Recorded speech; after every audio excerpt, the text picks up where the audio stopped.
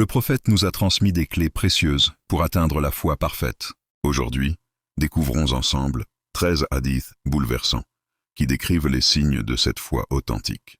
Le prophète a dit « Aucun de vous n'aura la foi parfaite jusqu'à ce que je sois plus aimé de lui que son père, son fils et l'ensemble des gens. » La foi commence par l'amour sincère du messager. Rapporté par Al-Bukhari et Muslim. Hadith 2. Aucun de vous n'aura la foi parfaite jusqu'à ce qu'il aime pour son frère ce qu'il aime pour lui-même. La foi, c'est la fraternité sincère. Rapporté par Al-Bukhari et Muslim.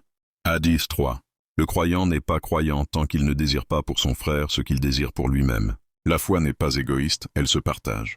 Rapporté par Ahmad et An-Nasa'i, authentifié par Al-Albani. Hadith 4. Aucun de vous ne croit vraiment tant que ses passions ne suivent pas ce que j'ai apporté. La foi parfaite, c'est soumettre son cœur à la guidance prophétique. Rapporté par Al-Barawi dans Sharh as-Sunnah, authentifié par An-Nawawi. Hadith 5. Trois choses, si elles sont réunies chez quelqu'un, il goûtera à la douceur de la foi. Aimer Allah et son messager plus que tout, aimer autrui uniquement pour Allah, et détester revenir à la mécréance comme on déteste être jeté au feu.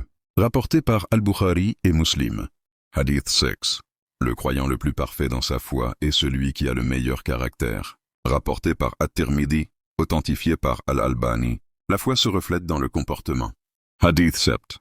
Aucun de vous ne croit vraiment tant qu'il ne fait pas preuve de patience face aux épreuves. Rapporté par Al-Bayhaqi, authentifié par Al-Albani. Hadith 8. Le musulman est celui dont les autres musulmans sont à l'abri de sa langue et de sa main. Rapporté par Al-Bukhari et Muslim. La foi se traduit en paix et en sécurité. Hadith 9. Celui qui croit en Allah et au jour dernier, qu'il dise du bien ou qu'il se taise. Rapporté par Al-Bukhari et Muslim. La foi, c'est contrôler sa parole. Hadith 10. La foi comporte plus de 60 branches. La plus haute est la parole. La ilaha illallah. Et la plus basse, enlever un obstacle de la route. Rapporté par Al-Bukhari et Muslim. Hadith 11. Le croyant est celui dont les gens se sentent en sécurité vis-à-vis de leurs biens et de leur honneur. Rapporté par An-Nasa'i, authentifié par Al-Albani. Hadith 12.